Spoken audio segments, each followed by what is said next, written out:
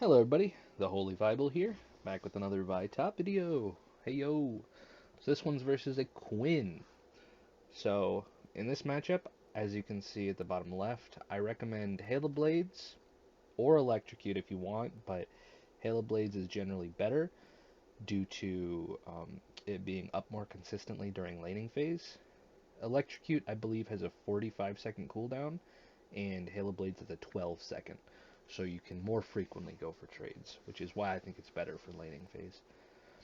Um, I also go Second Wind, very important, and I go. I have Unflinching, sorry, due to the enemy team, but Shield Bash is pretty solid in this lane as well. I don't expect to get many turret plates, because a lot of times they'll play really defensively, and if you don't get jungle help, or if you don't steamroll them up top, you don't get to hit too many turrets. So it's better to just go for like a safe laning phase rather than abusing your laner too much when it's not really possible. So as you can see, she's got press the attack. Um, she auto E auto. There's two. See Hecarim up here just instantly bail down towards the Shaco for safety, and because he couldn't get there, he was very ambitious with that gank. But anyway, sorry. So her Harrier proc, if it's on you, you should just step back because she can get auto attack, and then every time, so that's the Harrier proc right there. Every time that she uses an ability on you, it gives another Harrier proc, which is a big chunk of damage. That's a majority of her damage, in fact. So I advise it's similar to Fiora Vital, where if it's on you, you should just step back.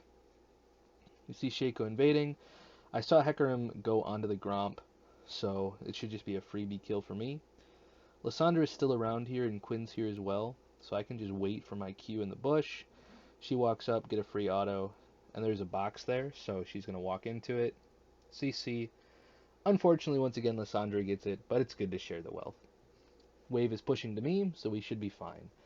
Ideally, I would like to recall here and then buy and then hold the freeze. But because there are so many minions, it's not actually possible to do because they would push in before my wave gets there, and Quinn would be back and be able to just push it. I would miss too many. So, although it would be very nice, can't really do it. And I can't recall here either because once again, Quinn will be here and she'll be able to push it in, and I'll just lose a lot of minions for no reason. Plus, I have red buff, so I can sustain. It's okay. So back to what I was saying, Quinn's Harrier proc. Um, every time she gets it, she gets attack speed and does bonus damage. So and movement speed, sorry. So she can kite really easily. She fights you better and whatnot. So we could just quick trade and then we back out. Got red buff, we can heal. Ideally, we go for short trades whenever we can, and then just heal up with the red buff and Vi's passive regen. We go into a bush, but she's playing really far back. Smart. So in this matchup, I like to, as always, Emax, go for another short trade. She procs PTA and then gets a lucky Harrier proc on me again, but it's okay. We're surviving. We got the red buff once again. We got D shield. We're sitting on 1300 gold, so we don't really want to fight too much, especially when red buff is done. We want to just try to get a recall, but we'll see what we can do. So Quinn will probably keep us in the lane for quite a while, or it'll slow push back to her. Unfortunate. And we'll just have to break a freeze later, which is what's most likely going to happen if she doesn't push this. So your main goals in this matchup is to not give her the press the attack proc, and if she starts with a Harrier proc on you, you want to just step back and let it go away. We go in for another trade. We got a lot of healing. We were a little bit early on the Shaco. I don't think he was planning on coming up, but I just wanted to trade into her so that we can maybe all in her with my ulti later. Here I try to cancel her with my E, but unfortunately it looks like she got just within the right time to not get canceled. Otherwise she would have been dead there. So into range top laners. Action, Quinn, Vayne, Urgot. I know he doesn't really count, but Urgot as well. The plated steel caps are a really good first purchase because they just kind of stop dealing damage to you. Here we know that Quinn's coming up. I tried to cancel her E with my ulti there. I really thought I would. I canceled my auto there, otherwise she probably would have died. But it's okay. It's all good. We stopped her from getting that fat wave. It's the same idea as diving her under tower with um, no possibility of dying to the tower. She lost a lot there. And we got Rift Herald coming up. Shaco's kind of low. It's kind of scary. We don't know where Hecarim is. He hasn't shown in quite a while. I'm pretty... Oh, Hecarim just showed bottom. Never mind. He's in the bottom river. So that means I'm free to take this. We give it a couple good smacks. Boosh! Boosh! Boosh! Just beautiful. How glorious. Quinn isn't fast enough to push it, so we get to go up there and catch the wave. We don't have ulti, so we don't want to fight. We're also half mana. If she dives us, it should be free. Shaco's topside. He's fighting her, but I really cannot help. So, we're just here to catch the wave, hold it.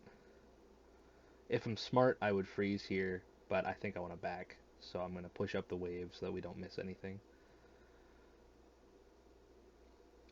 See the Shaco, we rotate down to him. I miss my Q because Hecarim's E speed runs out right there. Unfortunately, he doesn't get hit by the box, but I think I can bait this out with the box here and get a kill or two. I still have barrier up, so I should be able to kill him. Unfortunately, I just don't have enough damage. Had I hit that Q, he would have died. And my Shaco most likely would have lived, but it would have been a whole different story. But I missed. That's my bad. So in this matchup, I'm going to go Stridebreaker. It gives me a little bit more movement speed to catch up with the Quinn when she kites me away. Her E slows you down, so it's kind of annoying, and it gives her Harrier proc, which gives her movement speed as well, so it's kind of a double whammy. So, if you can Q and then Stridebreaker, you should be able to catch back up or be close to it when she uses her Vault on you, which is her E. Quinn is missing. I still have Rift Herald. As always, I don't like to use it on the first tower if I can help it, but a lot of times with range matchups, it's hard to get too many plates without having to actually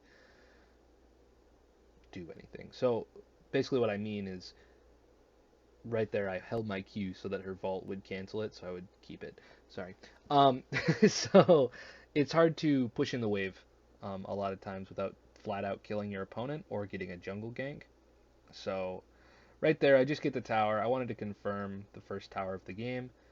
I go back in here because I wasn't probably going to escape, and I thought there was a possibility I could kill her with my blast shield up. So we're back top. We have Stridebreaker now. I went tier because I didn't expect to fight her too much, to be honest. And Vi is very mana hungry in the top, and especially if your main method of dealing damage is poking with your E, you tend to use a lot.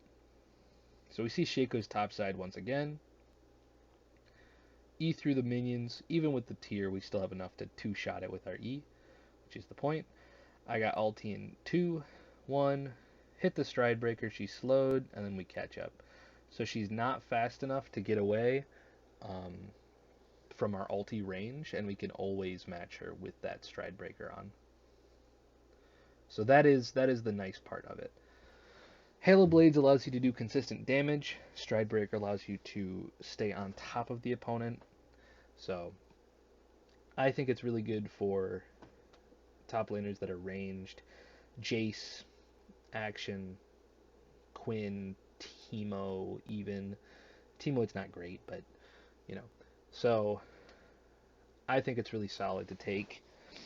It's similar to the build that Fried Addy goes. He's the Korean player who occasionally plays by top. Quinn goes into us, Stridebreaker again, just flash for good measure. and we kill her. It was a bit scuffed, but we got it. We got the job done. So, Fried Addy is the guy that plays Vi from time to time in the top lane. He's played 30 games of it. I keep track because I'm curious if he ever changes anything. He goes Lethal Tempo, Stride Breaker, and Randuin's Omen every game. Hecarim's running into us. I'm hoping he's going to keep coming. He gets hit by a box that secures my Q. Stride Breaker on against Hecarim is also really good. It's a lesser thought of thing, but Hecarim passive, I believe it's called Warpath, as he gets more movement speed, he gets more attack damage, meaning he does more damage because of his movement speed.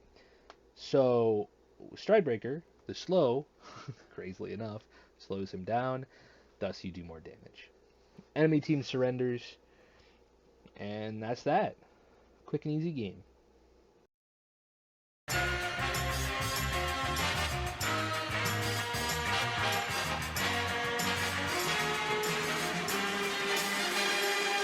Who needs a beat down?